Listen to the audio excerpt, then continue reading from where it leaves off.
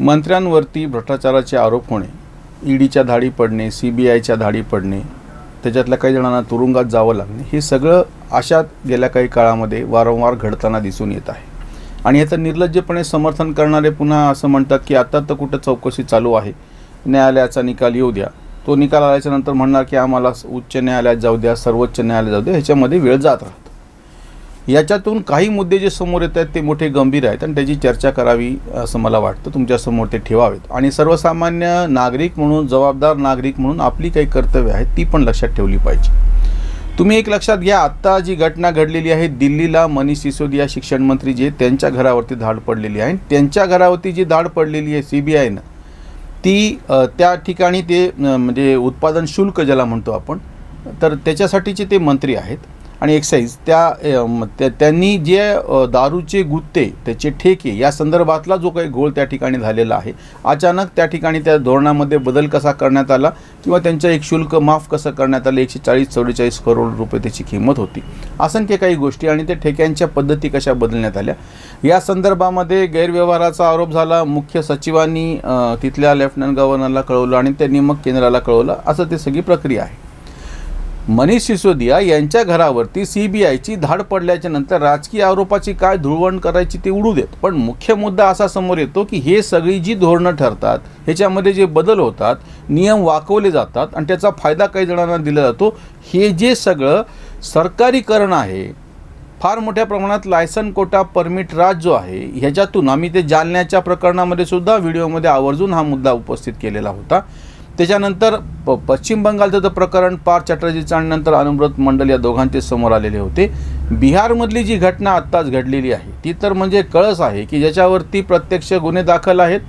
पोलिसांना शरण जायची जी तारीख दिली होती 16 ऑगस्ट, त्याच दिवशी कार्तिकेय म्हणून जो तो मंत्री आहे त्यांनी कायद्याच्या मंत्रिपदाची शपथ घेतली, म्हणजे शपथ घेतली मंत्रिपदाची आणि त्यांच्याकडे कायदा खाता आलं. म्हणजे हा काय म्हणावं, काय उगवलेला सूड आहे लोकशाहीनं आपल्यावरतीच, सर्वसामान्य मतदारांवरतीच एक प्रकारे उगवलेला सूड आहे. हे सगळे जे प्रकरण आता जे पाहिल्याच्यानंतर महाराष्ट्रामध्ये तर मंत्री तुरुंगात गेल्याच्या नंतर, नवाब मलिक तुरुंगात गेल्याच्या नंतर सुद्धा त्यांचा राजीनामा घेतला गेलेला नाही. नंतर तर ते अक्षरशः सरकारच बरखास्त झालं ती गोष्ट वेगळी, पण त्यांचा राजीनामा घेण्याची हिंमत झाली नाही. किंवा आताही जो आधीचे मंत्री होते राठोड म्हणून, संजय राठोड, त्यांना राजीनामा द्यावा लागला होता याच प्रकरणामध्ये, महिलेच्या विनयभंग आणि असा तो सगळा प्रकार होता. आणि त्यांना त्यांचा राजीनामा मागणारा तेव्हाचा विरोधी पक्ष असलेला भाजप, त्यांनीच आज त्या संजय राठोडला पवित्र करून परत मंत्रिमंडळात घेतलेला आहे. म्हणजे याच्यातून कोणी सुटलेले नाही आहेत. याच्यामधून सगळे पक्ष त्यांचे प्रतिनिधी हे निर्लज्जपणे भ्रष्टाचार करणार, भ्रष्टाचाराला प्रोत्साहन देणार किंवा ते कारणीभूत असणार किंवा अप्रत्यक्षरित्या ते ज्या स्थानावरती बसलेले आहेत त्या स्थानाचा फायदा घेऊन त्यांच्या जवळपासचं कोणीतरी भ्रष्टाचार करणार आणि परत निर्लज्जपणे समर्थन करत सांगणार की आमचा काय संबंध, त्याचं नाव आलेलं आहे का, रक्कम त्याच्या घरामध्ये सापडलेली आहे का. पार्थ चॅटर्जीच्या बाबतीमध्ये त्या तृणमूल काँग्रेसचे प्रवक्ते आणि नेते ज्या निर्लज्जपणे राष्ट्रीय चॅनल्सवरती येऊन, वाहिन्यांवरती येऊन बोलत होते की त्यांच्या घरामध्ये रक्कम सापडलेली आहे का. किंवा आताही बिहारमधली गोष्ट आहे, किंवा इकडे तर अरविंद केजरीवाल छाती ठोकपणे सांगतात की आमचे सगळे कसे काय कट्टर इमानदार. म्हणजे एक मंत्री तुरुंगात गेलेला आहे. यापूर्वी महिलेच्या प्रकरणामध्ये सुद्धा एका मंत्र्याला भाऊंनी फार चांगला व्हिडिओ केला, तो तुम्ही जरूर बघा.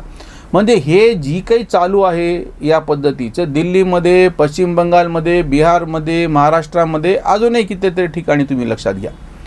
आपण म्हणून त्या सगळ्यांना मी वेगवेगळे हे न करता एकत्र हे करतो आहे की हा सगळ्यात पहिले आता सर्वसामान्य नागरिकांनी विचार केला पाहिजे की या बाबतीमध्ये आपण आपल्या पातळीवरती काय करू शकतो. एकूण सगळ्याचा जर विचार केला तर 2-3 गोष्टीचा मुद्दा लक्षात घ्या. जेव्हा हे सगळे लोकनेते लोकांचे प्रतिनिधी म्हणून निवडून जातात, त्यांच्यावरती आरोप असं समजूयात आपण की जाणीवपूर्वक केलेले आहेत. आनंद रंगनाथन यांनी टीव्हीवरच्या चर्चेमध्ये एक सगळ्यात चांगला मुद्दा उपस्थित केला, पहिले तो मी तुमच्यासमोर ठेवतो. यांच्यावरच्या जे काही आरोप आहेत त्यांच्या शहानिशा करून तातडीनं त्याच्यावरचा निकाल समोर आला पाहिजे. फास्ट ट्रॅक कोर्ट म्हणा किंवा, कारण की त्यांच्यापुरता विषय नाही आहे हा. ते इतक्या मोठ्या लोकांचं प्रतिनिधित्व करतात, ते एखाद्या पक्षाचं प्रतिनिधित्व करतात, लोकप्रतिनिधी आहेत, त्यांनी कायदा आणि सुव्यवस्था राखण्याची शपथ घेतलेली आहे.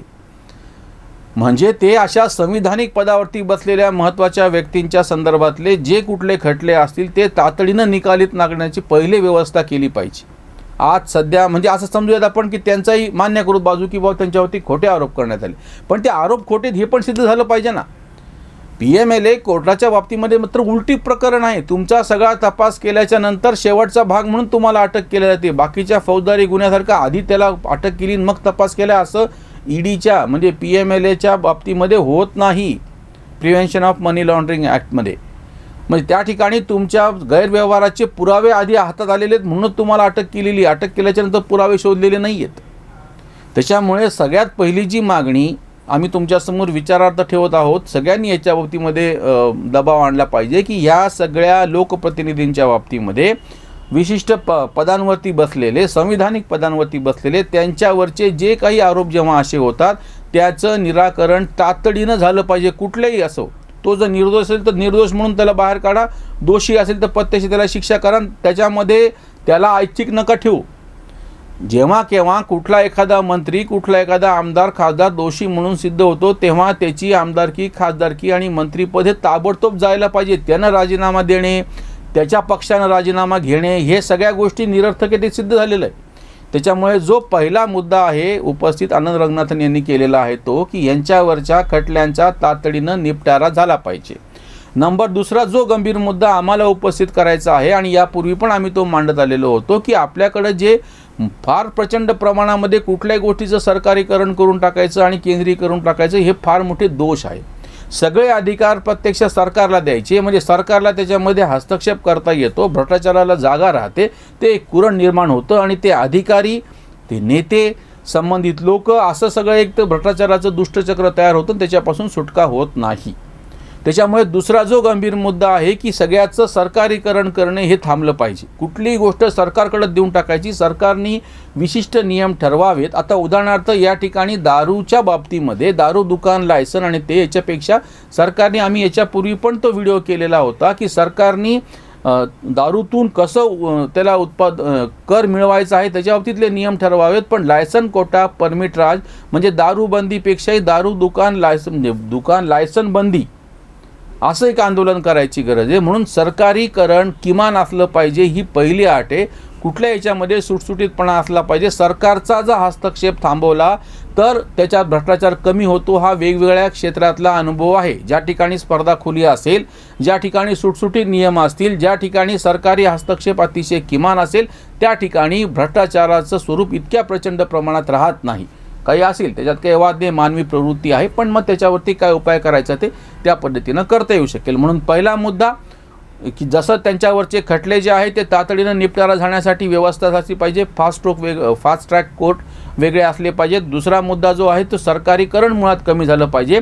सरकार समस्या क्या सुलझाए, सरकार खुद समस्या आहे, ही आमच्या शेतकरी संघटनेतली घोषणा आहे. तसं सरकारीचा हस्तक्षेप आपण अतिशय कमी प्रमाणात केला तर ह्याच्यातलं काही प्रमाणात म्हणजे ह्याच्या अशा समस्या गंभीर समोर येणार नाहीत. तिसरा जो मुद्दा आहे याला लागून येणारा की केंद्रीकरण जे आपण प्रचंड प्रमाणात केलं, जवाहरलाल नेहरू आणि महात्मा गांधी यांच्यातल्या फरकांचा एक मुद्दा मी मागं सांगितला होता बोलताना की त्यांचं म्हणणं होतं की इंग्रज गेला तरी हरकत नाही, इंग्रजांचं धोरण राहिलं पाहिजे. महात्मा गांधींचं उलटं म्हणणं होतं, इंग्रज राहिला तरी हरकत नाही पण इंग्रजांचं धोरण नको. इंग्रजांचं धोरण सरकारीकरणाचं होतं आणि दुसरं म्हणजे केंद्रीकरणाचं होतं.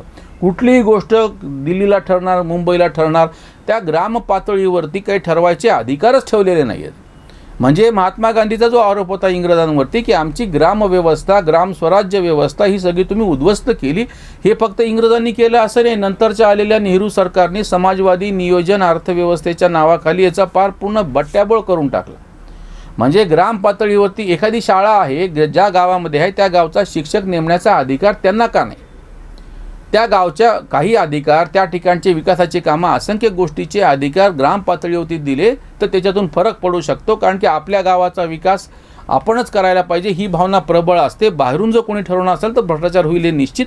त्याच्यामुळे विकेंद्रीकरण हा जो पुढचा मुद्दा आहे की कितीतरी गोष्टी सगळ्या दिल्लीत ठरणार, सगळ्या मुंबईत ठरणार असं न करता ग्राम पातळीवरती जे आपलं ग्राम स्वराज्य होतं तो जो मुद्दा महात्मा गांधी आवर्जून सांगत होते तो पण या ठिकाणी विचार करायला पाहिजे. आणि जो शेवटचा मुद्दा आहे की ज्याचा मी उल्लेख सुरुवातीला केला होता की तुम्ही आम्ही काय करतो आहोत, या भ्रष्ट अशा सगळ्या लोकांना प्रतिष्ठा देण्याचं जे आपण काम करतो त्याच्यामधून ही विकृती फोफावते. म्हणजे अतिक्रमण केलेल्या जागेवरती तिथला नगरसेवक असो, तिथला आमदार असो, एखादं मंदिर उभं करतो आणि त्या मंदिराच्या भोवती लोक येऊन काहीतरी बसणार आणि आपण त्याचं समर्थन करणार, हे घडलेलं आहे. किंवा अशा अतिक्रमित मंदिरांच्या जागेवर बांधलेल्या इमारतीमध्येच नगरपालिका आणि महानगरपालिकेचे जे काही विविध उपक्रम चालतात ती चाललेले समोर आलेली गोष्ट आहे. म्हणजे आपण ह्यांना प्रतिष्ठा देण्याचं थांबवलं पाहिजे. म्हणजे एकतर फास्ट ट्रॅक न्यायालयाने यांचा निपटारा झाला पाहिजे. नंबर 2 सरकारीकरण हे जे प्रत्येक गोष्टीमधलं आहे ते कमी झालं पाहिजे. नंबर 3 विकेंद्रीकरण झालं पाहिजे सत्तेचं आणि अधिकाराचं. आणि नंबर 4 सर्वसामान्य लोकांनी अशा भ्रष्ट नेत्यांना प्रतिष्ठा देणं बंद केलं पाहिजे. बिहारमध्ये जो सगळ्यात कळस झाला की ज्याच्यावरती गुन्हा होता त्यानंच कायदा मंत्रीपदाची शपथ घेतली आणि बाकीच्यांनाही लागू पडतं त्याच्यावरची ही उसंत वाणी. गुंड तोची मंत्री शपथ घेऊन कायदा मोडून बिहारात, पुरोगामी सारे वाजविती टाळ्या आपला तो बाळ्या म्हणून या.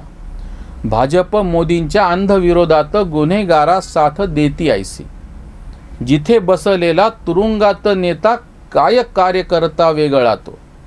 कुशासन बाबू म्हणे नाही ठावे काय ते बोलावे यांच्या पुढे. निवडले ज्यांनी त्यांचेच हे पाप पदरात माप घाला आता. कांत लोकशाही केला यांनी खेळ नैतिकता मेळ बसेची ना. नैतिकता मेळ बसेची ना. किमान नैतिकतेमध्ये हे बसत नाही. सर्वसामान्य मतदार म्हणून आपली पण जबाबदारी आहे की आपण पण या आपल्या लोकप्रतिनिधींना खडसावून जाब विचारला पाहिजे. या ठिकाणी आज विरोधी पक्षांच्या राज्यातले मोठ्या प्रमाणामध्ये मंत्री अडकत आहेत, पण ह्याचा अर्थ असा होत नाही की भाजपचे मंत्री पण धुतल्या तांदळासारखे आहेत.